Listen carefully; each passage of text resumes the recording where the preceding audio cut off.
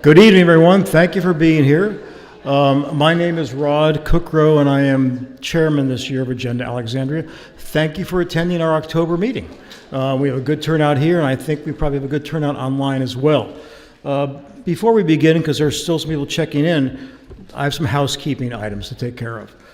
One is, I just like a show of hands of people who are actually current members of Agenda Alexandria. Oh, how cool is that? For those of you who aren't, it's a very modest annual membership, and you get so much for it, including social time with your friends and neighbors, and not to mention important speakers and city officials who I will introduce briefly. If you have a cell phone, please silence it. That's important. It'll cut down on distractions tonight.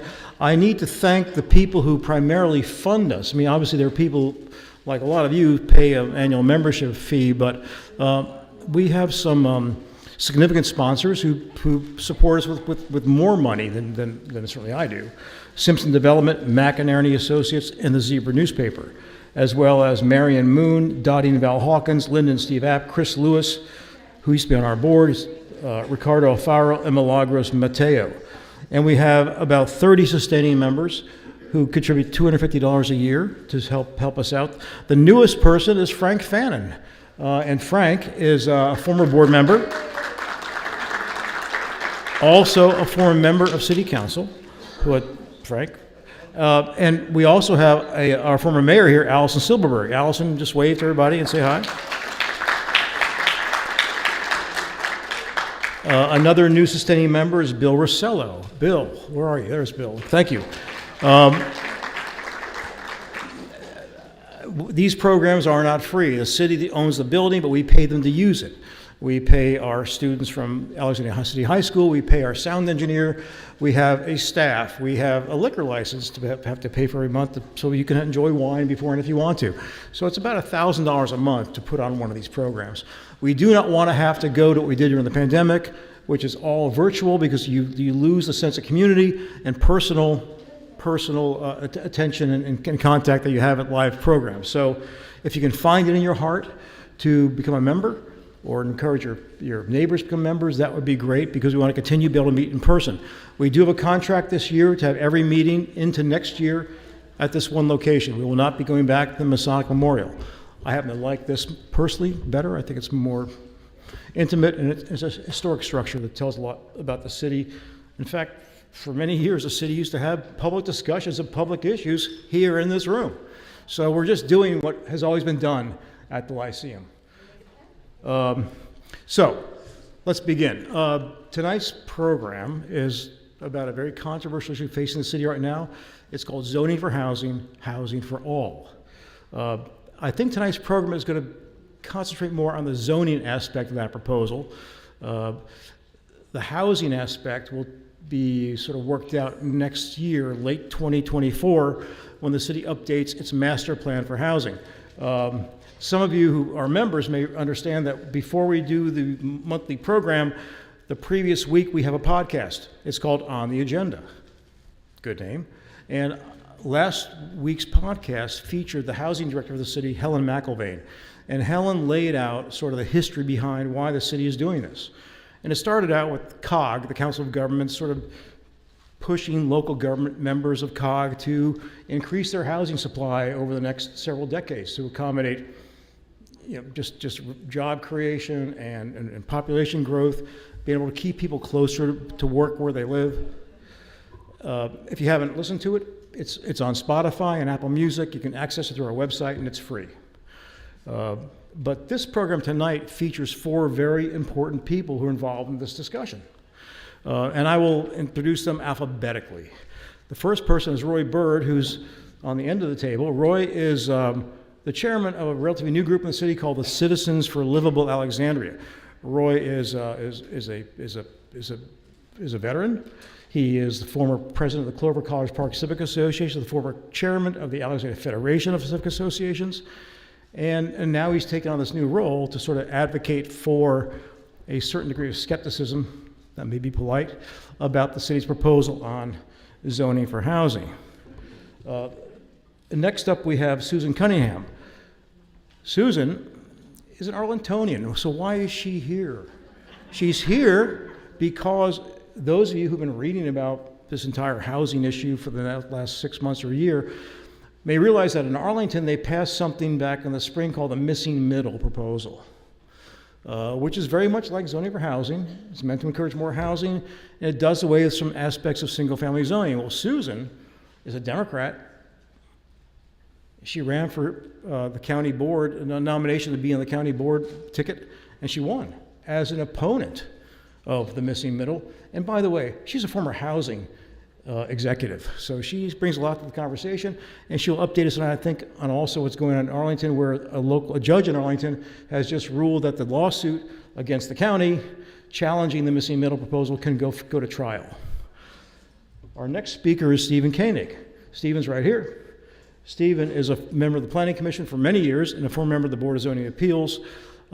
He's an architect. He lives in Delray, and he will be on the group of people who will take a first cut at zoning for housing when it comes to the Planning Commission in just about 3 or 4 weeks. Lastly, but certainly not the least important, maybe the most important person here is Carl Moritz. Carl is our planning director. For those of you who've been coming to our meetings for many years, Carl is a mainstay of sort of talking about development and housing and density, and he's always informative. He's never provocative, I don't think, but you always are a very honest broker with the information you provide for us, so I thank you. So let's get started. I'm going to ask each of you to spend just maybe 2 minutes going from Roy down the row, explaining sort of why you took up the invitation I made to you to be here tonight. Like, what's your interest in this issue of zoning for housing? And after that, we'll get to questions both from the audience, and then people who are watching online, you can submit your questions online, and they'll be brought up to me, and we will probably have more questions than we have time for, and I apologize for that. One last thing about civility. We had one session here several months ago where there was a breakdown in public civility, and we dealt with it. I think we dealt with it in a fair way, but this is not a public meeting sponsored by the City of Alexandria. This is a private group. And if you violate sort of the rules we live by here, which is to be nice to people, we will ask you to leave. So you may not like what you hear tonight sometimes in the answers, but just, keep that to yourself. Thank you. Okay, Roy. All right, so real quickly, I'm here representing a substantial number of residents here in the city of Alexandria who feel that over time... Pull the mic closer. Residents who feel over time that their voices have not been listened to. And unfortunately, as residents, oftentimes we're outmatched by organizations that come before the city that have regional, in some cases national backing with agendas, and they seem to get more deference at City Hall and sometimes by our elected officials. So we formed this organization to try to help residents to organize and have their voices heard and hopefully listened to. And the changes in the zoning for housing, Housing for All program over the last 9 months has kind of been staggering. It's no longer really about affordable housing, which is what everybody thought it was about. However, that great tagline seems to be resident in the minds of a lot of folks in the city. And we're just concerned that this is really a giveaway to developers. We understand that it will enhance revenue potentially for the city, but we're doing a lot here, and we're doing it fast, and we don't understand why the rush. We haven't seen this in any of the council's priorities over the last year. If you look on the city webpage and you look at their priorities, zoning for housing wasn't it. In fact, the number one item was economic development, so I don't know how that's going. But we don't know why this has to be fast-tracked, why it has to be linked. All these proposals have to be linked together and can't be separated and looked at individually and considered individually. We're not opposed to zoning reform, but it's complex. and it deserves to be looked at, and residents deserve to understand. We have 41 text amendments that you need legal expertise or legal assistance to kind of understand, and lay people are being asked to weigh through this in about a month now. And we think let's slow down, let's be deliberate, and let's come up with sensible solutions for all of Alexandria. Thank you, Roy. Carl, so why did you accept the invitation to be here tonight? Well, thanks, and thank you very much for having me. I appreciate being here, and for you all for being here as well. The reason that I accepted the invitation is because we have been having what I consider to be a really in-depth, thoughtful, civil discussion with members of Alexandria on an issue that is incredibly important. Over the past 9 months in particular, but even before then, I've been impressed with how Alexandrians approach the challenges that we face, that they are willing to dive deep into the topic, learn about it for themselves. They are willing to talk to their community members about the various opinions that each one of them bring to the table. I think they are concerned with the welfare of folks who are facing a difficulty finding housing that they can afford, or even housing that meets their needs in a variety of ways. And so the consequence of that has been a lot of back and forth from Alexandrians on this issue. And I think that even beyond sort of what we're talking about tonight and will be discussed in November in public hearings is the larger issue of the housing crisis and how Alexandria should respond. And the work that people have done on that subject in the past 9 months has been impressive to me, and I want to help support that by being here to talk about it. Thank you, Carl. Susan, same question for you. An Arlingtonian. Well, thank you for coming, by the way. Absolutely. I mean, I didn't have anything to do because it's 2 weeks till the elections. There's nothing to do. No. I mean, Running in Arlington, come on. It's a 4-way race. We're not done yet. But yes, I actually was delighted to hear that you were having this conversation. I certainly have been looking from just outside of the boundaries at how Alexandria has positioned this conversation, and at least from the outside, I've been impressed at the complexity and sort of the approach to not just pulling one lever, but at least having conversations about the relative value of pulling different levers. And as Rod said, I did run for the Arlington County Board on the position that our missing middle, which has gotten renamed Expanded Housing Options because it wasn't going down well, has just not been as complexly looked at as it needed to be. And so I talk about it as a housing professional, as an engineer, as a longtime resident of the community, that we need a common sense housing plan that really does help all of our residents be able to live and thrive in our community from different ages and stages of life, as well as across economics. And that to do so, we need to not abandon our smart planning legacies and really that overall thoughtfulness that I think Arlington's been well known for, and Alexandria County before that. So I'm really excited to hear how it's going in Alexandria. We do I have some observations and lessons learned from the last kind of fiery months in Arlington. So I'm just excited to be here for that conversation, and as a region to really push ourselves and explore and learn quickly about how we can do better in a fulsome common sense housing plan that supports economic development, supports a thriving community for all of us. Thanks, Susan. And lastly, Stephen, what brings you here tonight? Well, thank you for the invitation, Rod. My wife and I moved to Alexandria in 1981. I'm an architect by profession, as was mentioned, and I'm joining the panel tonight as a member of the Planning Commission. Better? So I think two aspects of the Planning Commission that are germane for us tonight. First, we're custodians of the master plan, and this quick overview is something that 99.9% of you all know in detail, but for those who might not, be that familiar with the Planning Commission process, this is a quick overview. So we are custodians of the master plan, which is the vehicle we as a community use to envision the future we desire, and is also a tool we use to adapt to the future that actually arrives.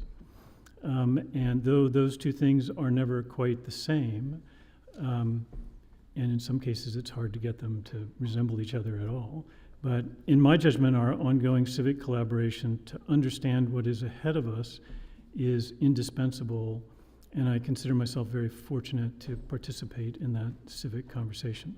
So our 15 plus or minus small area plans are integrated with one another to compose our master plan, and also interlock with our mobility plan and environmental action plan and open space plan and housing master plan. Together, these constitute a continually evolving body of work and information and intention and requirement that I believe allows us to confidently undertake an endeavor like zoning for housing, housing for all. Second, Planning Commission advises City Council, and we are working now to draw our conclusions on these current proposals. So this has been an extended effort, and we have a lot of input to work with.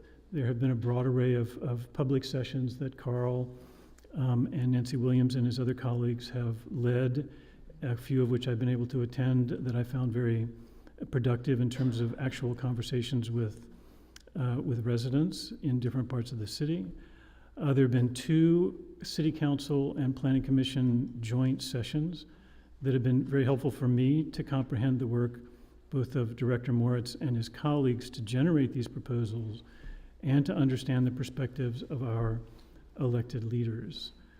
In addition, the Coalition for a Livable Alexandria, Save Del Rey, YIMBYs of Northern Virginia, to mention a few that come to mind, have very effective outreach efforts and websites that are extremely informative on their values and on their sense of the right thing to do. And I have great and extended respect for Agenda Alexandria's decades-long contribution to organizing events like this and contributing to our civic conversation. So on Wednesday, the 1st of November, which I believe is Wednesday a week, Planning Commission will hold a public hearing that is dedicated exclusively to this issue. It's not a regular normal November hearing. It's a hearing specifically for zoning for housing, housing for all. The docket is now out. The staff report is available. If you have observations, please write to us through the website. If you use that website link, your information comes to every single planning commissioner and goes into the record for the hearing. Also, feel free to call or write me personally, and if anyone has an interest in that, please just touch base with me after the meeting. And please do consider talking to us at the hearing, in person or remotely. Your testimony is invaluable as we strive to be fully informed and to make responsible recommendations. So I appreciate the invitation to be here tonight. And since there's already been a lot of very interesting information put in play, I would just make a couple of quick observations. One, I am among those who consider this a tremendously serious issue. As I mentioned in referring to our plans, I believe we've had very clear direction from our elected leaders for a long time, and we have a wealth of already developed interlocking plans for housing, for these other issues, on which to build as we explore these refinements that we're talking about. The second, which I think is a point Mr. Byrd raised, is a very good process point about why do we have all these pieces assembled now. And I would return you to those who remember when the single proposed zoning text amendment to change the height limitations came in front of Planning Commission 2 or 22 months ago. I forget exactly when that was. But that was a single individual piece of this whole panoply of regulations in zoning and our policies that affected one particular piece in one particular kind of zone. And I think what we discovered that night was at one end of the spectrum, which is if you introduce a piece like that, and then pretend that you can consider it within a very small circle of issues, you're mistaken. Because in that particular case, we had an outflow of citizens who felt that that one change to the code was a threat to their neighborhood, a threat to potentially unintended consequences of redevelopment that would change the character of their neighborhood. And what, besides just being deer in the headlights and punting to another time, I think we contributed to a suggestion that at a certain point, the issues rise to the level that you have to have a more considered and integrated and larger picture consideration of things. So I have great respect both for council and for Director Moritz and his team to refashion this as a much more extensive, longer examination that has the level of complexity that Ms. Cunningham has identified, that would allow us, it does add complexity, it does mean we're potentially adjusting or tweaking or modifying several pieces, but it allows us to have the conversation that we've had, which is, of all the things that are involved in this, of all the pieces of our policies and our regulations, and of all the things that we're trying to do, how do we think about all of them together, and then come up with what I personally consider is a very thoughtful and well-organized and quite moderate proposal that we have in front of us from staff that to me fulfills our long-term history and tradition of consensus-driven planning that is incremental and moves very carefully and takes a lot of feedback before it changes again. So I think that's what's in front of us. One question that I have for myself and for my colleagues and for all of us is, where do we want to be on that continuum between modest, thoughtful, incremental, and potentially less significant relative to the other end of that spectrum, where we potentially take a more ambitious set of moves to address the challenge that's in front of us. And I think that comes down to everybody's judgment about how serious is the crisis that we face and how ambitious do we want to be about the things that we pursue to do it. But I'll wrap it up now. I'm way past my 2 minutes. But those are the issues as I see them, and I think all the things that have already been put in play are really important parts of the puzzle. Thank you, Stephen. Carl, my first question was going to be for you, and it still is going to be for you, because it's been reinforced by, we've already gotten about 20 questions have been sent in. And several of them concern the point that Roy made initially. And you and I talked about this last week. In 1992, when the city did its last master plan, it was the last time we changed the master plan of the zoning code. It was a 3-year process. It was bipartisan with a Democratic mayor and a Republican vice mayor, Bill Cleveland. Patsy Tyser was the mayor. And it took 3 years, a lot of community meetings. And at the end of the day, the city came out with a new master plan that in many ways downzoned the city. And not a single property owner sued the city for a taking of their value, because there had been so much public discussion and so much consensus around it that no one bothered to file a lawsuit. Of course, it's not true in Arlington right now. But my question for you is specific to this. Why is this process, which began only 6 or 9 months ago, have to be done by November 30th? I mean, what is the urgency? Who set the schedule for that urgency? And if for some reason it were to kick over into next year, to allow more discussion on the more controversial aspects of this. Most of you may not realize zoning for housing has 9 elements to it, 9 different parts. And I'm just going to say my opinion is 6 are probably non-controversial. Developing more housing in industrial zones, converting office space to housing. But there are 2 or 3 that are very controversial. So the question is, if this were to kick over, what would the harm be? I mean, would it harm the regional housing crisis? Would it somehow affect Alexandria's standing with COG because they didn't do it as fast as they wanted to? What's driving this? I think you might have answered the question. Sure. Well, I'm happy to, and this wouldn't be the first time that it's been raised. And when it is raised, my answer begins in 2018, 2019, when we first realized that after the 2008 recession, the region and the city had not been producing housing at the same pace as we had before that recession.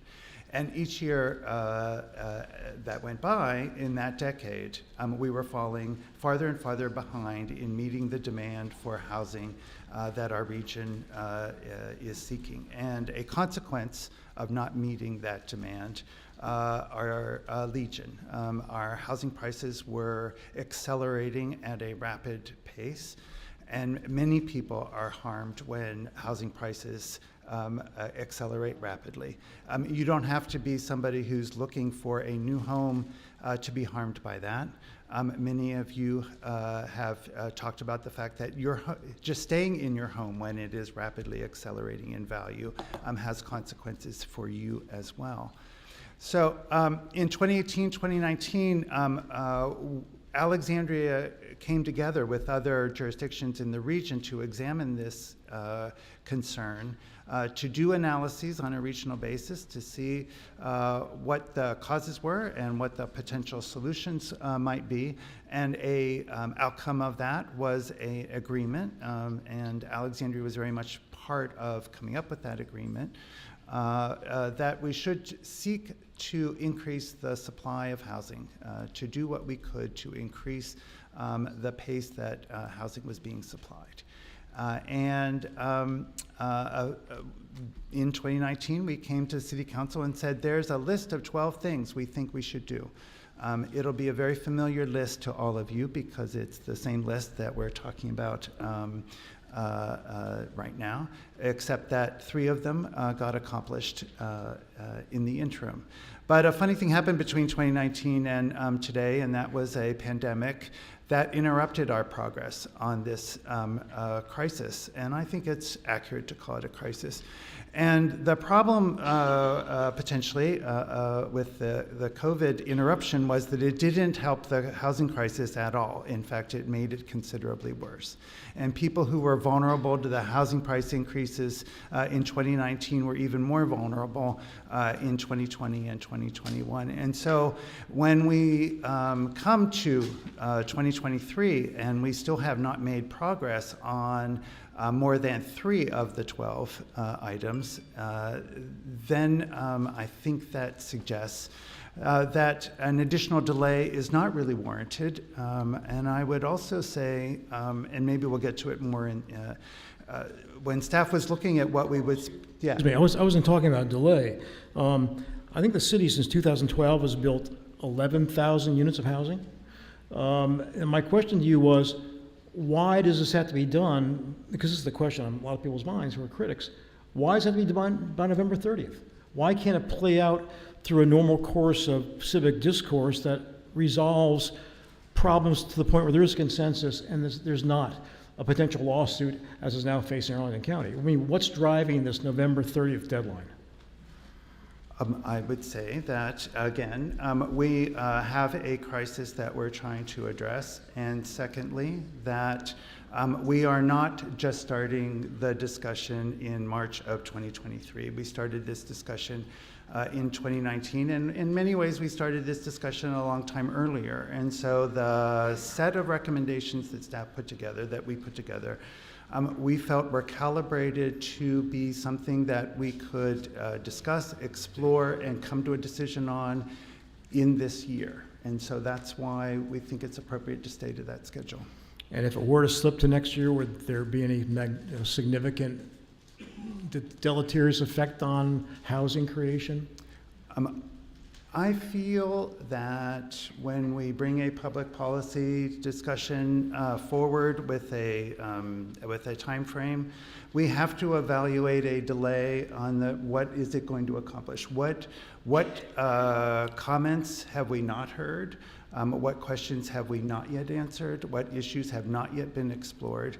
I'm comfortable that the issues have been raised, that people have brought a whole array of questions, that we have found ways to answer them, and that the issues that we have brought forward have been explored and answered. So, Thank you. Stephen, what's your feeling as a member of the Planning Commission? Of course, I'm not going to ask you how you're going to vote on this because you probably haven't even thought about all the aspects of the proposal, but you have a different job than even the City Council because you're supposed to be the steward of the master plans and make sure they work and that Everybody's heard. Um, how do you think you and your fellow commissioners, I can't speak for them clearly, but you've had some discussions about this probably. Is there a go-slow approach that would be more deliberative and valuable to the community to have? Because once again, I think about Susan sitting there, who was in a place where that county's involved in significant litigation about a hasty decision, an alleged hasty decision. So does that give you any sort of pause as a commissioner on the planning?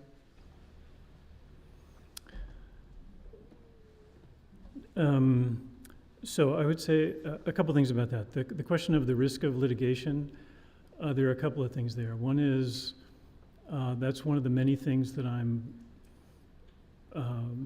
massively inexpert about, and is not making those legal judgments is not part of my actual responsibilities as a planning commissioner. But as we all know, and as you've identified, it's clearly a significant issue. So in those cases, and it also gives me an opportunity to reinforce what you just said, which is I'm here tonight, I'm a citizen who happens to be a planning commissioner, and I'm speaking with the perspective of a planning commissioner, but I do not speak for any of my colleagues.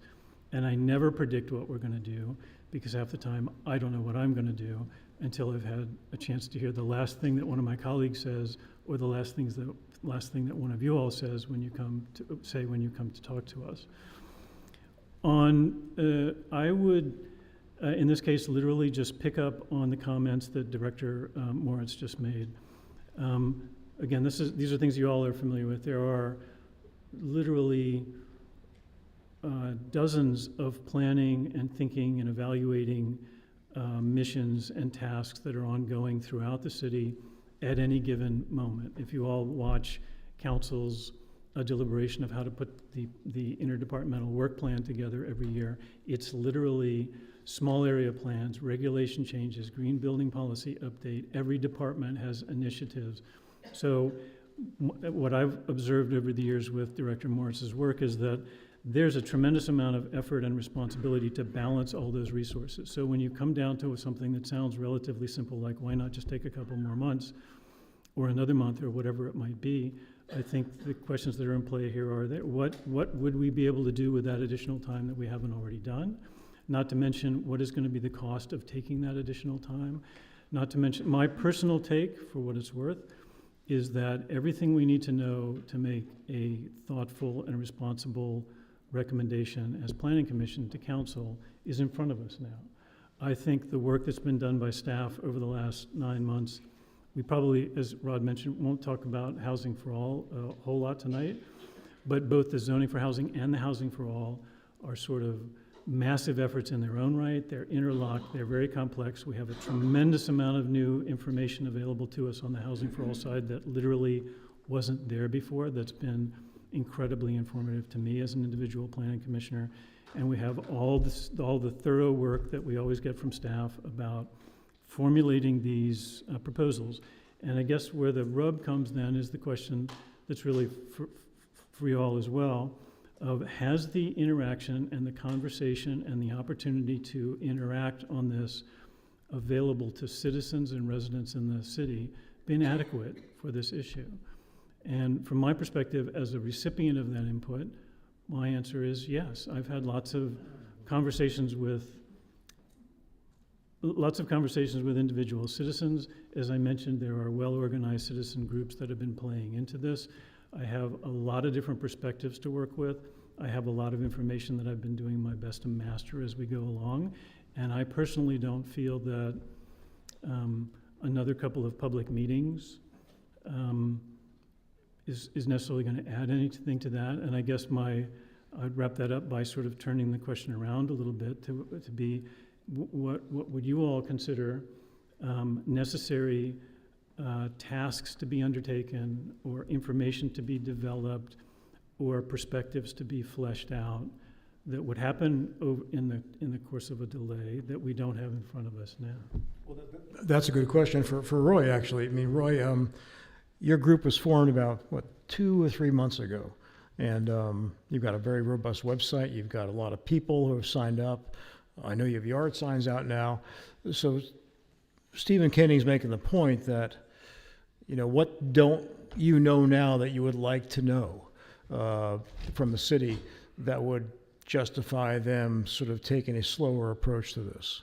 Let me answer the question that's really being asked, which is, you asked the question, what's going to happen if this is not enacted on November 28th? So let me tell you what will happen if it's enacted on November 28th. The first thing that will happen is land values will go up in the city of Alexandria. You've seen that everywhere that upzoning has occurred. That is the first immediate impact. The second thing that is going to happen is with some of these text amendments, we are going to lose our standing, our legal standing, to challenge what goes up left or right or in other parts of the city. Because the ordinance becomes law, and if a developer comes in and they are in accordance with the ordinance, you have no right to challenge. So immediately, the rights that you have today are gone tomorrow. I would defer this to the commissioner because he knows more about it than I do, but I believe, my understanding, and this would go to Carl too, that right now anything we're talking about in zoning for housing can be done right now. It can be done right now through SUP, DSUP. Is it time consuming? Yes, it can be time consuming. But you know what? In a democracy, sausage making is hard. And there's a reason for that, and we need to go through a process and we need to come to consensus, and we don't need to have this situation where we get polarized like our national politics and we pit, young against old and different economic groups and different racial and ethnic groups, and you pit them against each other. We need to come together and solve the problem, because this problem is no longer about affordable housing. You just heard. It's about housing. It's about creating more housing. And by the city's own studies, I guess we need to increase our housing stock by 50,000 units. Well, I'll go the conservative. The number keeps changing. 40,000 units, that's 80,000 more people. That's 80,000 more people in Alexandria by 2050. Now, where did that come from? Was that an agreement that came from the Council of Governments? Was that something that our elected officials decided? Was that something that city planners decided? But those are the numbers. Those are the numbers that you can find that the city has put out. I'm not making any of that up. So that's concerning, that we're going to almost, 50% increase in population. Why in Alexandria? We're only 15 square miles. We're only, right now we're 2% of the population in the region. Why do we have to do that? Susan, I haven't asked you a question yet tonight, but the discussion you're hearing, does it have any echoes of what went on in Arlington earlier this year? They talked about the missing middle. I mean, Roy's making the point that a lot of information isn't being shared by the city that actually affects people. In particular, this thing he mentioned, that many of the changes in zoning for housing for all make a lot of development by right. In other words, the ability of neighborhoods, the planning commission, the board of zoning appeals, and the city council itself, the elected representatives of the people, they'll have no say on a lot of these things as they're built. Is that, I know that was something that was central to your criticism of the missing middle. So can you sort of address what we've heard now from the Alexandria members of the panel? Sure. I mean, I think some of the pieces are similar, and some of them are just human, right? We all want to know where we're going. We want a predictable pathway. And I think what we found in Arlington so far is that the biggest rub, the thing that was most confusing to folks, was not just moving quickly, which can be, the judgment of whether it's quick or not depends on where you're standing, right? But really the question of what are we trying to solve? And so it is a question of, Is it about the number of housing units? Is it about affordability and attainability? And in our conversation, at least across a similar time period, it morphed across the time, and not everyone followed the morphing. And I think that for me, is a call to slow down, even though slowing down does have some costs, that making sure that everyone's having the same conversation is important. You're not going to get to 100% unanimity in any democracy, but at least what happened in Arlington, in my perspective, was in the last 9 months, 12 months, people were having different conversations, and maybe largely because of some of the polarization and the social skills that we lost during COVID or whatever else, that we weren't having those conversations well. And you started the conversation tonight about civility. We weren't hitting it out of the park the way that we expect ourselves as a community to behave. And I think that for Arlington, in my opinion, was an invitation to slow down just a little bit, not to cause tons of delay just for the sake of delay, which can happen, but to make sure that we're articulating why we're making changes, what we expect to see, and to the extent possible, my preference is to pilot some of those changes when they can be, not all can be, but to convince ourselves and convince each other that the trade-offs we expect are kind of playing out that way. So it's a delicate balance, and I honor the people who've spent their lives, making this work, but that's my observation from on the ground. And as a housing professional, I am super supportive of housing. I know we need much more diversity of the cost places, the rent versus own, and the types, but it's all got to fit together, and we've all got to understand it enough to be, at least in the majority, supportive. And I also just want to highlight, in Arlington, just so you don't misunderstand, we have 2 seats open, so we had 2 nominees. And we had a very contested primary, but we ended up with one who's pro expanded housing options, and then myself that was cautious about moving too fast. So we are similarly divided, I suspect, and it's a rich Briefly, could you just summarize what were your 2 or 3 reservations about signing on to the missing middle proposal? I mean, why did you have a problem with that? Yeah, absolutely. So for me, it was the conversation in many rooms was still about affordability and ownership, and I did not see a pathway that just pulling the single-family housing zoning change lever was going to get us there. And so it felt like we were all going to be disappointed in the end, because the metric we were identifying was not really going to be delivered with just this one lever. So that was the biggest piece for me. And then I think the other is really, it's about affordability, which is if you are, in our case, we were talking a lot about equity and about making sure that all had homes. But if you, on day one, give more value instantly to those who are already homeowners, at least in Arlington, I think it's probably true in Alexandria as well, that is not an equitable decision. And so I was, as an affordable housing executive, I was concerned that what we normally do when we give additional bonus density is extract a little value so that we can provide affordability. And I felt we were missing the opportunity to explore that further and to try to do a better job there, so that I, as a homeowner with generational wealth supporting me when I put my first down payment in, I am benefiting more than someone who's not yet a homeowner, and that did not feel right to me. So the affordability issue really is at the root, it seems to me, Carl, of this proposal. There's been a lot of talk, and it's kind of amorphous, about let's provide housing for first responders and nurses and teachers and taxi drivers and line cooks, and that's all great. We all want that for people. I mean, who doesn't want affordable housing? It's like an apple pie sort of thing.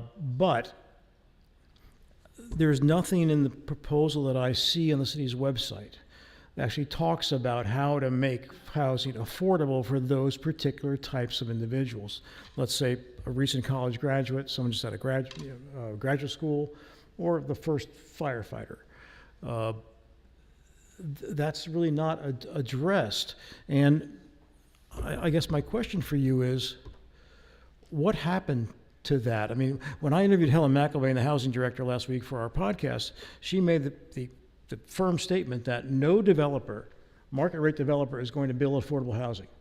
The only way it's going to happen is if it's subsidized by the city or a nonprofit corporation. And I thought that was fairly honest, but also rather stark admission that the goals of zoning for housing may not get you what you want. And several of the questions tonight have to do with getting to that goal. And to paraphrase them as a group is this: it seems as if the city simply wants to increase housing by exponential amounts, thinking that more supply will eventually bring down prices for rents. I mean, what is the affordability mechanism in zoning for housing that will allow the teacher, first responder, or recent college graduate to be able to live in the city? Well, I think I should start with what we talked about at our March kickoff meeting, which was to talk about what the goals of zoning for housing were. And we outlined three goals, of which one is affordability.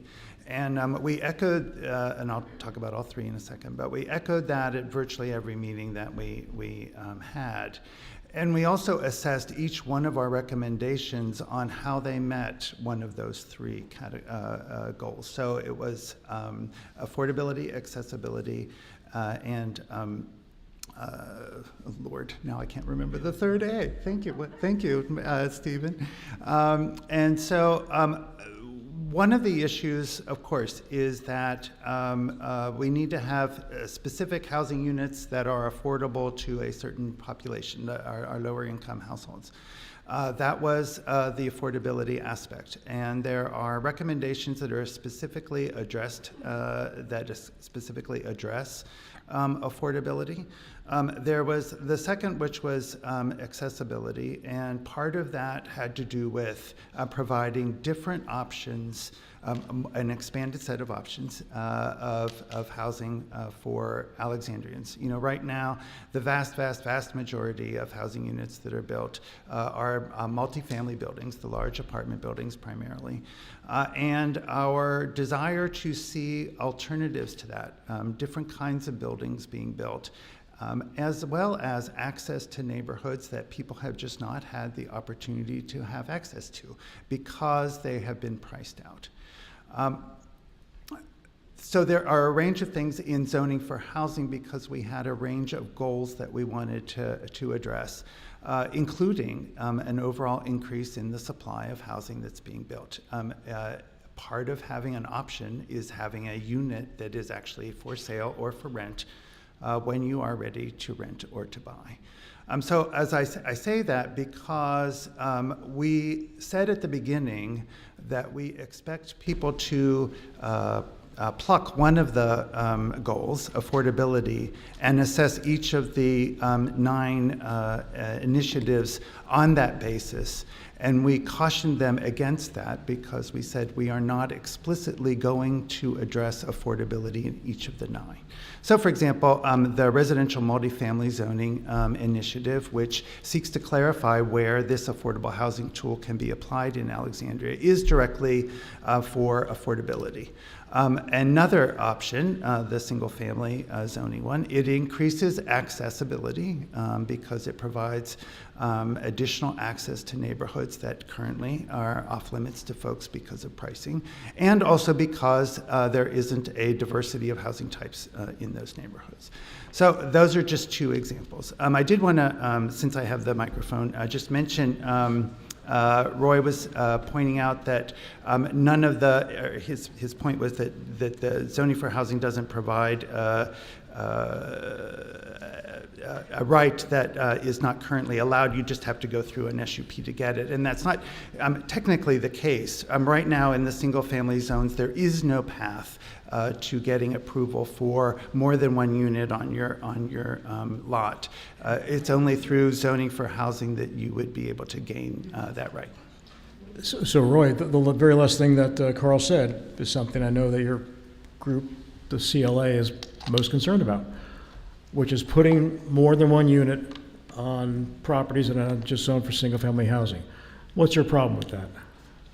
Well, first of all, we have, just today, before coming here, we want to talk about supply of housing, and then I'll get back to Carl's point. I went online and looked at Airbnb availability in the city of Alexandria from 3 to 7 November. 1,000 units. That's 1,000 housing units that are off the market. Does that impact the cost and availability of housing in Alexandria? Yes. I don't know what the city's doing about that. Maybe they can't do anything about that. We talk about taxes, right? I don't see taxes in the equation here, and your tax assessments also make things a little bit unaffordable within the city. So those are points. But to the point of a developer comes in and bids on a modest home. All right, the median cost of a home in Alexandria today is, or actually in 2022, was a little over $544,000, which was down from $588,000 in 2021. That's the median price, okay? So a developer comes in and competes with you to buy that property and maybe several other properties, and then under RMF can go in and put a multifamily unit, garden apartments, or whatever they may be, can do that.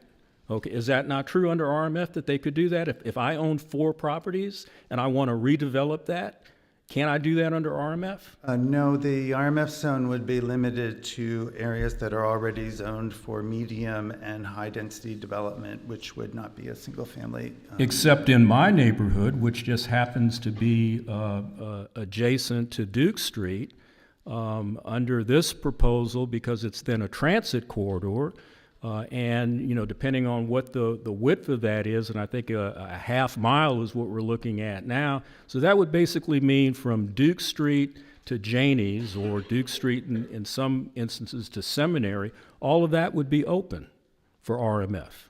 No, it would only be parcels that are currently planned for medium and high-density residential development. But those areas that are in transit corridors, those are going to be designated for increased density. Either that, or I'm not understanding what's in the proposal, and I think a lot of other people don't understand what's in the proposal, and we clearly don't understand what's in the text amendment. So to Susan's point, let's take a pause so that we know what it is that we're doing and that we get the results that we want.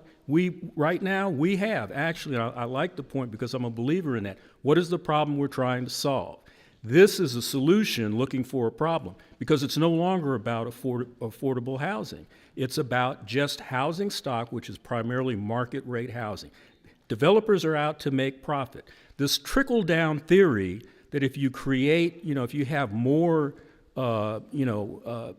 shorter duration to get something built, that those savings are going to trickle down to the end user.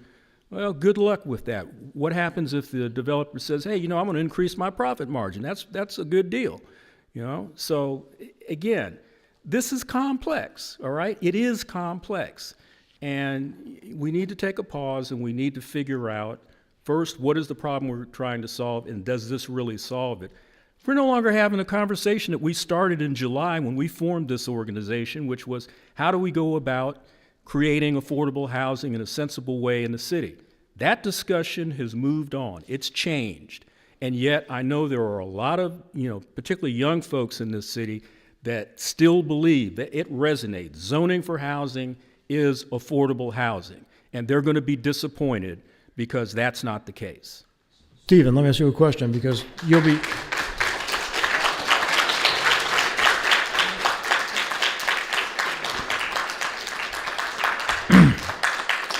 Stephen, to me, the gist of Roy's comments were this. We don't know exactly how these 9 initiatives and the 41 text amendments are going to affect any individual property owner in this room or anywhere else. In other words, you can't seem to go to the city's website and say, I live at 100, Forest Street, and if this happens, what changes with my property? And I mean, is it legitimate criticism from skeptics of this, like Roy, to say, we don't know enough about how it's going to affect where we live now. Is that something the Planning Commission should be thinking about? Even if you may like the idea of most of the proposals and what they do, but you don't really know how it affects individual parcels. Well, I think there are a variety of things there. One, if we were at the point where literally every single one of us in the city could go straight to the city's website and dial in our address and find out literally every possible scenario, and at a fingertip, every regulatory potential constraint and every possibility based on which 10 different things you might like to do with your property, then no, we're far from that. Do we have enough information to make the decision? I still believe that we do. And I think part of that is back to this judgment that we make about the risks that are involved and the nature of the situation. I think my take on this is that the vast majority of these proposed adjustments are very measured and incremental. And they are based on a lot of information from the past about how things work and how we evaluate things and how we propose to make things go forward. Some of the observations that have been made, I'm struggling to put them in my frame of reference. For instance, the point that was made about everything just becomes by right, and therefore citizens essentially lose standing and have no right to challenge what's happening. I don't see anything in these proposals that would do that. We have all of our zoning structure right now has underlying by right zoning. So correct me if I'm wrong, Carl, on any property in the city, a property owner can go and do something by right that does not involve coming to the Planning Commission for a public hearing. In most cases, that's a set of possibilities that are very low density and generally antiquated, and virtually no property owner is interested in doing them. So one of the things that we hear from developers all the time is that our entitlements process is so complex that you can't do anything in the city without ending up in front of the Planning Commission, because there's very, very few things that are clean by right options. Almost always something will flag it and you have to come in for a special use permit, or you need a development special use permit to make that work. So my personal judgment of the risk of citizens losing standing, citizens losing the ability to weigh in on significant things happening in their neighborhoods is a very small risk and a very small order of magnitude. And I don't think we're anywhere near in a situation where the robust, complex conversations we have about virtually everything that gets built in the city is somehow going to be neutralized or desiccated. The other thing, and I may be running field here, you rein me in whenever you want, the point about the true reality of affordability here, I think I would just make a couple of observations that I know nothing about how to solve, and these are more as a citizen than as a planning commissioner. As I look at life in general in the United States and the reality as it comes down to our city over the last 40 years, I see a private sector that dominates virtually everything. And I see a civic sector that works around the edges. Our Department of Housing, our Department of Planning is, when you look at these things, these are incredibly ornate, difficult, small-scale adjustments we're trying to make to address a massive problem, which is, as a society, we're not building enough homes for people anywhere except at the very top of the income chain. And so I think the place we have to start, or one place to start, is to recognize that that's the private sector with all of the power that it has, with all the skill that it has, with all the control over resources that it has, with all of the ways, frankly, that we have assiduously accommodated its desires in all of our regulations, controls the property, controls what they want to do, and has a good way most of the time of plowing through and doing what they want to do. Now, if that's building nothing but efficiencies and one-bedroom apartments at the upper end of the income profile, then yes, that's happening a lot. I don't think anything we're trying to do with this initiative should be made responsible for that fact. And I think the problem that we're struggling with as a city is this paltry little bit of resources that we have to address this gigantic problem. It's frustrating to me all the time. As much as I have a tremendous respect for and appreciation for our nonprofit developers, Housing Alexandria for one, and for our public housing agency, the Alexandria Redevelopment and Housing Authority. They are coming forward with significantly scaled projects that are truly affordable and completely affordable projects. And the Madden rebuild is 500 units, 100% affordable. Housing Alexandria just broke ground at the old Safeway Datatel site, 450 units, all plus or minus. These are all round numbers. I'm excited, so don't take the numbers too seriously. Those are 100% affordable units, and something like 60 of them are ownership units. So heroic things are being done. Those are unique projects. They're still a drop in the bucket. But when we turn around and look at the mechanisms we have, the RMF zoning, the fact that all of this housing that I just talked about that ARHA and Housing Alexandria does is financed through this ornate financial mechanism, low-income housing tax credits. And maybe this is just a guy talking who was born in the 50s, is why don't we tax ourselves to build the civic things that we need to build? We don't do that anymore. It's all built into the private development sector. I'm really running away here. So if we want to build a library, if we want to build a fire station, it gets built into that giant multifamily project that's all market-based, that even if it uses 700 for additional density and all that, we end up in those projects with 400 units and something on the order on the average, again, correct me if I'm wrong, Carl, 4% of those units might be committed affordable. And the Department of Housing has to scrape to find the money, and the city has to come forward with the money to support that.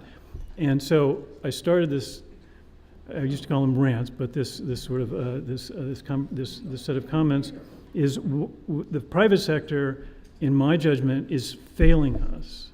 And so we are confronted with the work that's done by everybody who works for the city on the civic side to try to fill this massive gap of our 10 or 15 or 20,000 market rate units that disappeared because costs have gone up and incomes have not risen to do that. So now we have this massive problem, and we're confronting it with a set of tiny tweaks, frankly, and there's a little hyperbole now, but these are modest little changes that indeed are not going to get us anywhere near solving our affordability problem. We're going to try to get more units, and we're going to try to Roy wants to respond, and I want you to. 10 seconds, okay? I don't disagree with you. If the private sector holds, 90% of the cards, why do we want to give them some of the 10% that we have? I don't understand that. They rule now, and you want to deregulate to give them more authority.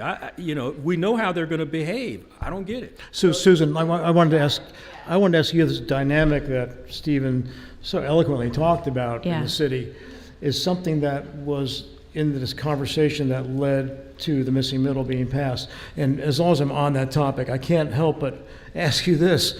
It was just last week that a judge ruled in Arlington that the lawsuit against the county can go forward to trial, and it may go to trial as early as in November, about the same time that the Planning Commission and the council here are considering our proposal. So if you could talk about, you can thank us later. You guys can send us a little tax bill.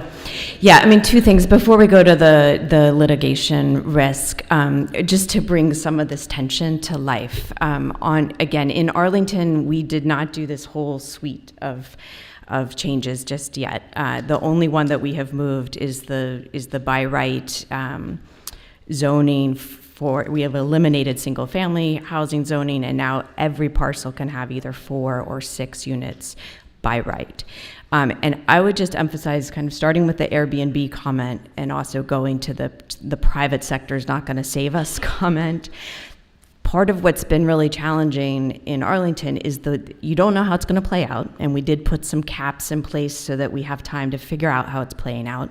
But in our first set of permits that have already been applied for, you have an example of, I think it's an R6 lot next to an existing R6 lot. So one of these 1950s, call it a Rambler, it might be a Colonial, right? And that lot in the application is being divided into 2 lots with 2 6-unit buildings being added. And so on that little sleepy street, you've now got 12 units.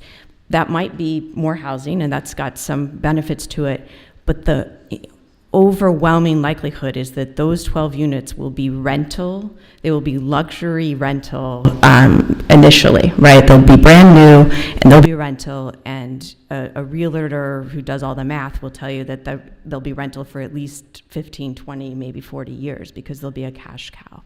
And so that's not necessarily a horrible thing for everyone, but it may not be, it certainly isn't what in Arlington we were talking about. We were trying to get more ownership of things. We were trying to get more, diversity within the neighborhoods. And the reality, at least as it looks right now, is you'll have 12 additional high-income folks, or households living in luxury housing. And, and again, like if I'm one of those households, I appreciate having a house. And so that might be good in its own right, but it's not solving the overall problem and leaving things in the market's hands, for by right development to save us.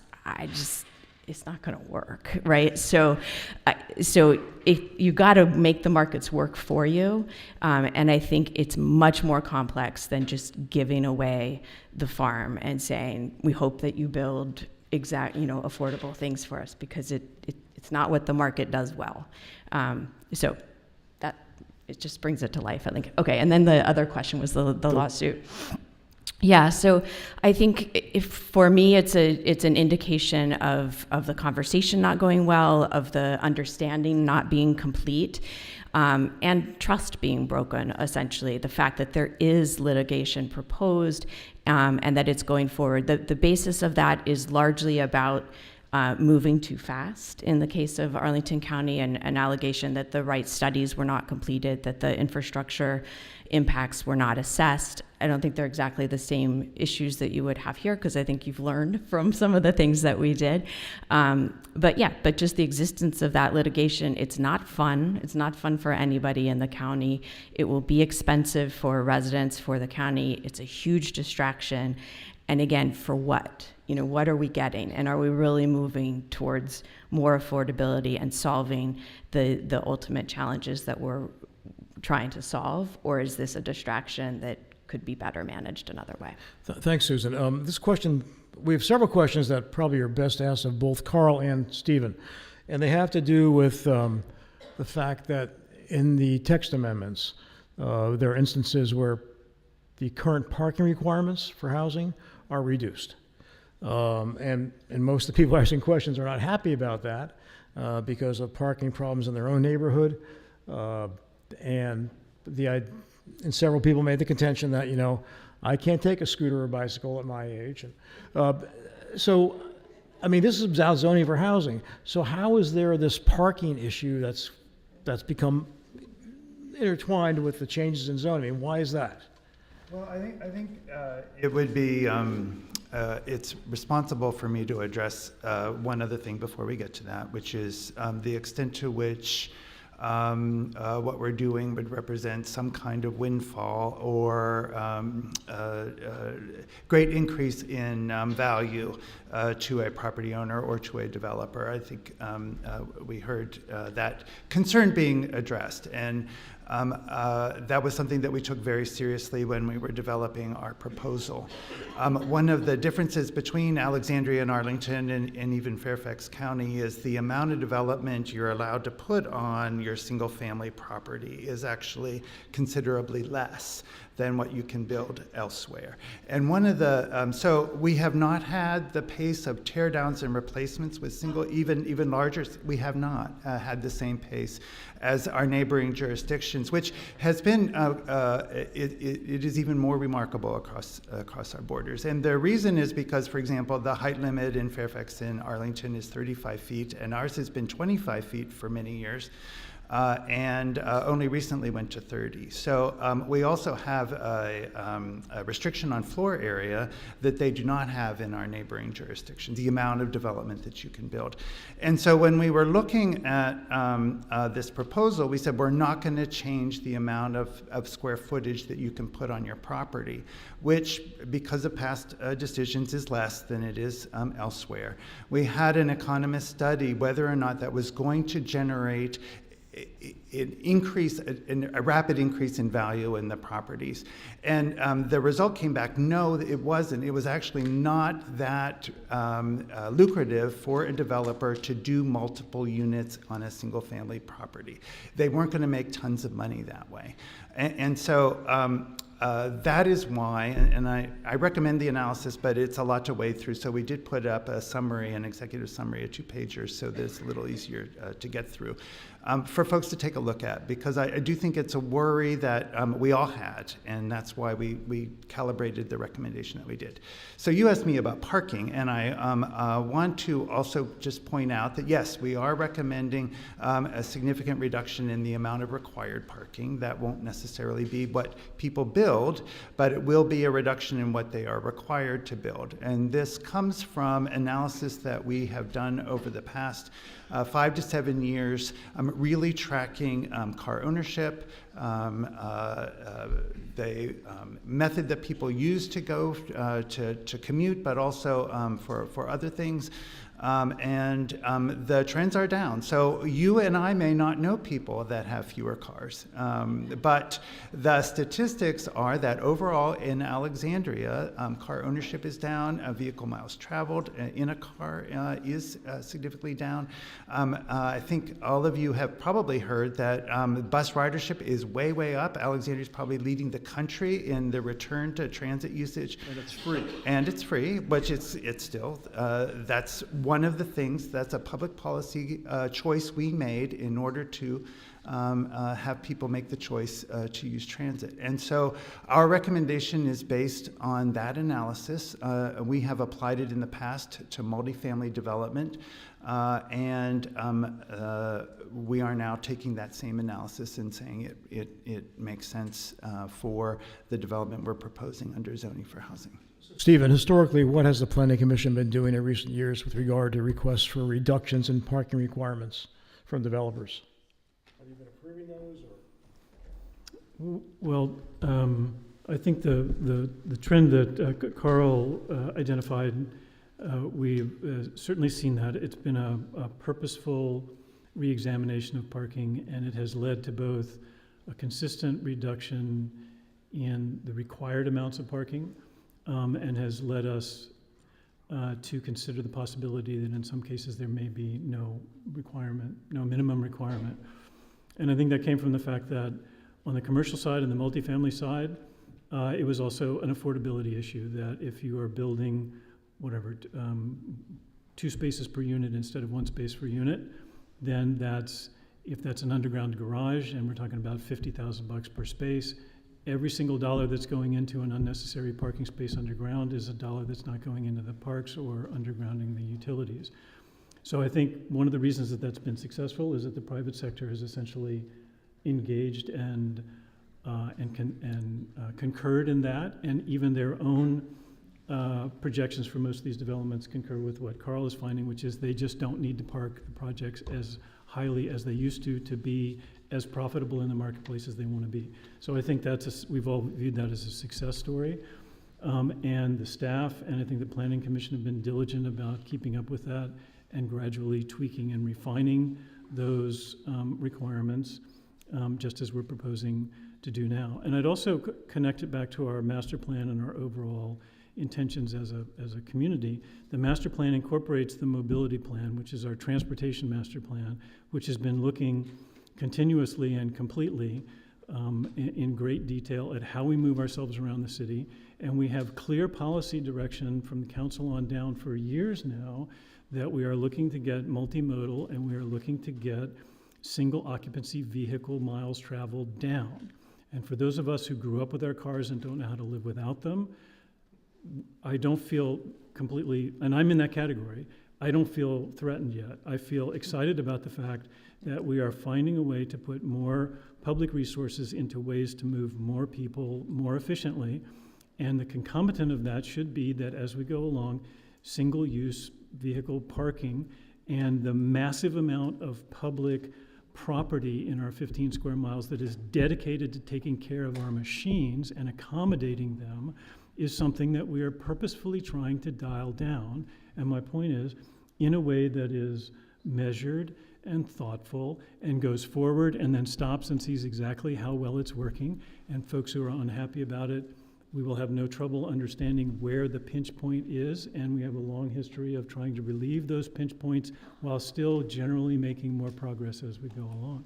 And I think the parking condition is in here because all of this stuff is connected together, and it may be a secondary piece, but I think this is back to the due diligence of the staff. In those places where these parking adjustments are recommended, there are places where we have not previously updated them, and this parking adjustment makes sense in coordination with the land use and the density adjustment that's being made at the same time. So that's my point again, is that makes for more complexity.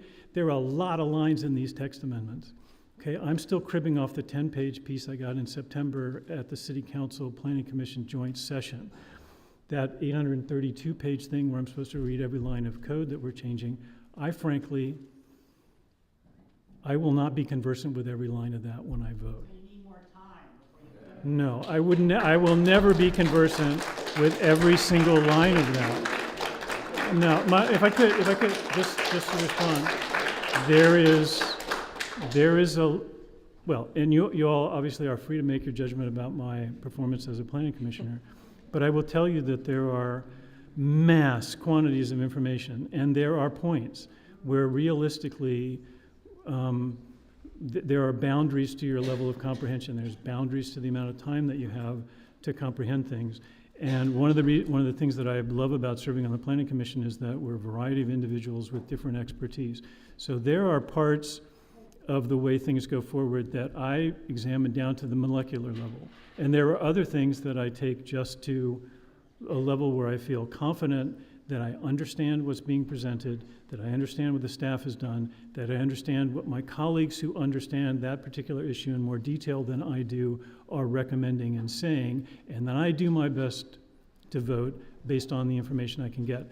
But I think that's back to that question of diminishing returns.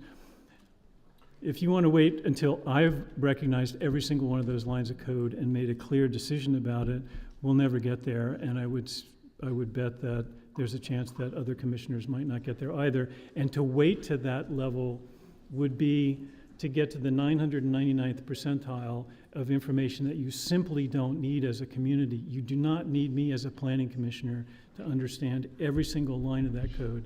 You need me as a planning commissioner to weigh in and help make a responsible decision, and to do it in 9 months, not 12 or 15, if that's the only difference in what we're talking about at the end. Thank you, Stephen. Well, you look like you want to respond to that, but and so go ahead and do that. But I also have a couple of questions here about sort of what are the goals of the Coalition for Livable Alexandria? I mean, what would you consider to be a victory? And one question says, have you had discussions with Carl Moritz or planning commissioners or members of council about this? In other words, how are you going about getting the changes in the proposal that you're seeking?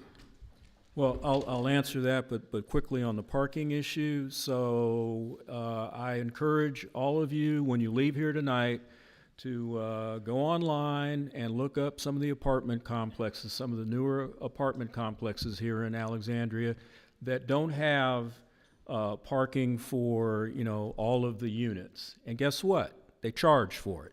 You want a parking slot? You get to pay a little extra above your rent, okay? So there are costs involved. And those savings, again, it's that trickle-down theory that those savings that the developer has by not having to put in an underground, parking garage and the, $50,000 per slot or whatever the number is, that somehow is going to get translated into cheaper rents, lower condo costs. No, it gets transferred. Majority of it gets transferred into higher profit margins. Okay, so let's be realistic about that. Now, in terms of what we want, first of all, we want to know what is the problem that we're trying to solve here. We want to know why these 8, 9 proposed initiatives are so inextricably linked that that it has to be an up or down vote combined. you correct me if I'm wrong, but the issue before the commission and the issue before council is not, okay, proposal number 1, yes or no. It's, here's the legislation, it's one package, up or down. So you might not like, one provision, but, you'll probably vote for the entire package because you like the other 7 or 8. And I guess we'll just bear the brunt of that. And in terms of unintended consequences, what about these people who need a vehicle, okay? And look at Old Town. I think most residents in Old Town will tell you when there's not parking, then people who have to have a vehicle park on their street, and they don't have a place to park. So all these unintended consequences, and let's have a holistic conversation where we bring in all the stakeholders and we really come together and figure out what we can and what we can't live with, and that's called consensus building. Consensus building isn't you get everything you want or I get everything I want. It means, okay, I can live with that. I can live with that, you can live with that, and in the end, that's called a sensible solution. But if you can't understand what's in the code, Lord help the rest of us, and yet we're going to go ahead and pass what we don't even understand. If we can't understand it, it shouldn't be there. If you can't understand it, it shouldn't be there. Thank you, Roy. We are running longer than we normally do, so I'm just going to ask, first of all, you all in the audience, both here and at home, have submitted some outstanding questions. We got about 40 of them. I just can't ask them all, but it shows there's a lot of thought being given to this issue by the people in this room and the people online. I thank you for that. So just in terms of summarizing what we've talked about tonight, I'd like to ask each of you just to sort of give us a couple parting thoughts briefly. And then before we go to that, I want to just remind you all of next month's program, which is going to be on potential election reforms in Alexandria and the history of election reforms in Alexandria. It's going to take place just a few weeks after the November legislative elections, and it should be a very interesting discussion, so keep an eye on our website for that. Anyway, let's just start from this end. Stephen, you've been challenged here a little by some of your other speakers, and you've made some great points yourself. What do you want people to take away when they leave here? I'd have a couple of observations, I guess. One is that we have indeed had a holistic conversation, and we have been bringing people together, and we are working toward consensus. And I think that's another question about, is consensus 40-60 or 80-20 or 90-10, and what your personal standard for that is. I believe that we have a serious situation. We have a slow motion crisis that's on us that we are not mastering, and what we have in front of us are a series of really quite moderate, quite thoughtfully rendered adjustments that will help us try to push a few things in the right direction. And for whatever the reason, we can all disagree about the fundamental reasons that we're in this condition, but I think the risks involved in moving forward with these proposals are de minimis, are just minimal relative to our need to make some thoughtful, reasonable, even if modest progress. And we didn't talk about it tonight, but I think one of the things that I'm going to be interested in, that I believe my colleagues are interested in, is what is phase 2 of this, so that we don't do what we normally do, which is the end of a giant effort. We all go home the next day and we forget about it. It goes down to the bottom of everybody's criteria.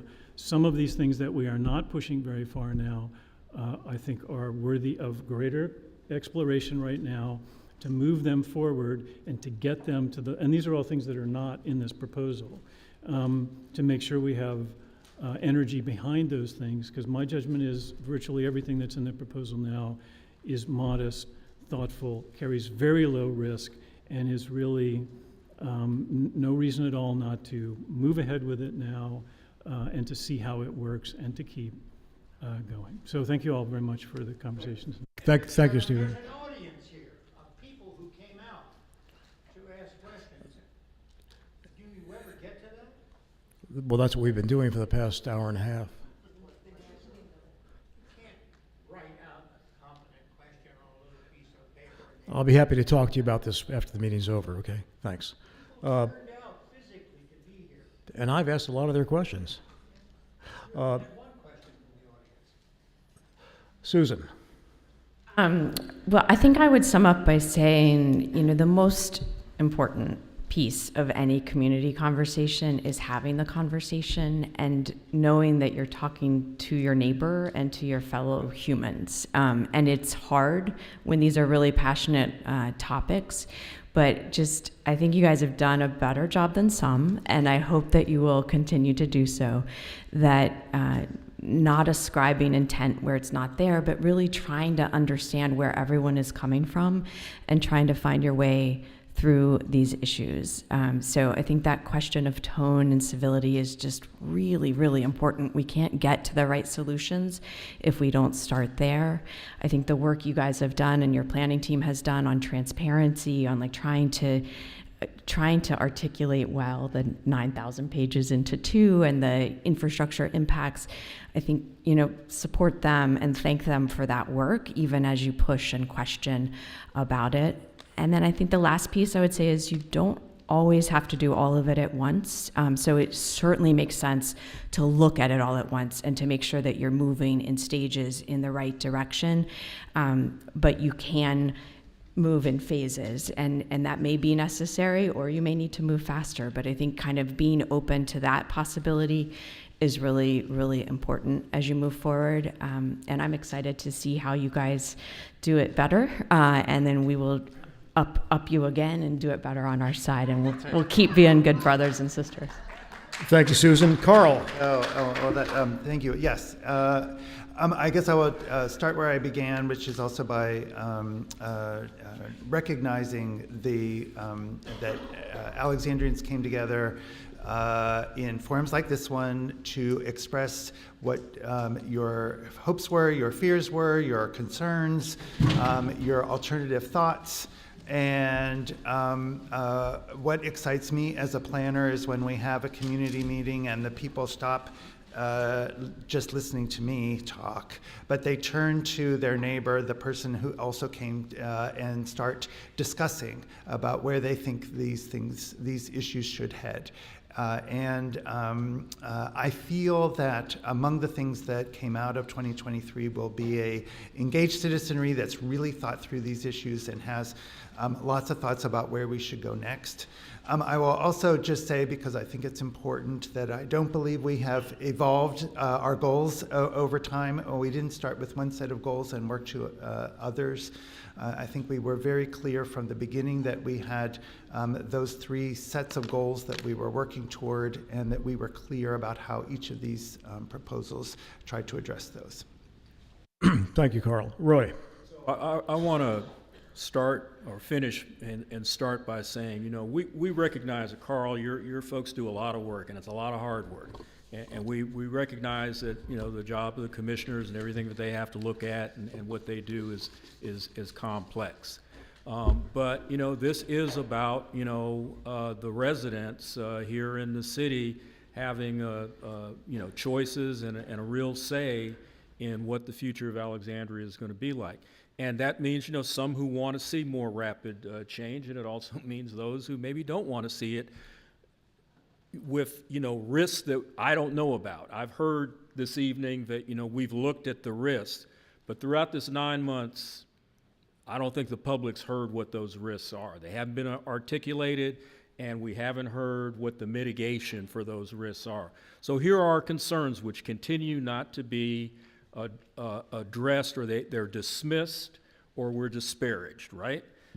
So here are our concerns. It's not all of them, but there's some of the key ones. We think that currently under zoning for housing, this is going to lead to tear down of smaller, affordable housing stock. It's not just the single family homes. We only have, of all the housing stock we have, only 11% of it is single family homes. And even, by the city's estimate, well, only 66 of those units will be torn down in the next 10 years, right? Okay, well, I hope that's all. But that's 66 less units that, folks will have an opportunity to get into, because when that number diminishes and it's below 11%, the prices are going to go up. That's not a recipe for affordability. We're going to see more displacement of longtime residents because, as assessments go up, taxes go up, and we have people right now that are leaving because they can't afford the taxes here in Alexandria, and that's part of the affordable equation. We're going to see reduced home ownership for starter home availability. That's going to happen. We're going to see increased housing costs, like I mentioned, because of tax assessments on the residencies that are here. And we're going to see an overload of the already inadequate schools, city services. And just on the schools, we're blessed here in Alexandria. We got a lot of private schools, and those who can afford to send their kids to these private schools, they get great educations. Our public schools are doing better than they've done in the past, but they could do a lot better. We just opened up an elementary school in my neighborhood. MacArthur was rebuilt, and I went to the dedication when that opened up, and I heard, I don't know if it was the superintendent or the principal, lauded the fact that the old MacArthur Elementary only had a set number of classrooms, and now the building can get a capacity of 800 elementary school children. Is that where we're going? And these 80,000 additional folks don't need schools. None of that has been addressed. The infrastructure that goes along with that, when you pack more people in a more dense area, crime is just a natural tendency. The more people you get together, the more conflict you're liable to have, more policing, more firefighters. We really need to work on the economic development so people can earn wages in this city that are comparable to what they have to pay to live in the city. We're going to see reduced tree canopy. We're going to see, green space on rooftops, but that's not open space because you'll only have access to that if you live in that building. And we're going to see, developers get, windfall profits. We only have 15 square miles. This is a land grab. This is a land grab, and for all the reasons that have been cited, the private sector is going to operate the way the private sector is going to operate, and, past is prologue to the future. We're doing nothing to change their behavior. So and this is the last reason, what do we want? We want to slow this thing down, okay? We want to address the pieces of the proposal individually, and, please listen to the residents' interests, and address those interests. Thank you. Right, thank you. I'm not sure we solved anybody's concerns tonight, but I think we did learn a lot by some very thoughtful comments from each of the panelists. So please give them a round of applause. And for those of you who really care a lot about this, there's a planning commission hearing coming up, there's a council hearing coming up, and I think a couple other public meetings, and they're all on the city's Zoning for Housing website. So thank you all for coming tonight. I hope we'll see you in November. This is Agenda Alexandria, a nonpartisan organization that takes a look at the issues without taking sides. Whether it's the city's sewer system, education, public safety, climate change, or perhaps a look back into Alexandria's history, Agenda Alexandria is here to shine a light. What makes the organization so successful is our people. The people who run it, our panelists, our moderators, and of course, our members. Agenda Alexandria is a member-funded organization, and we invite you to become one today by visiting agendaalexandria.org.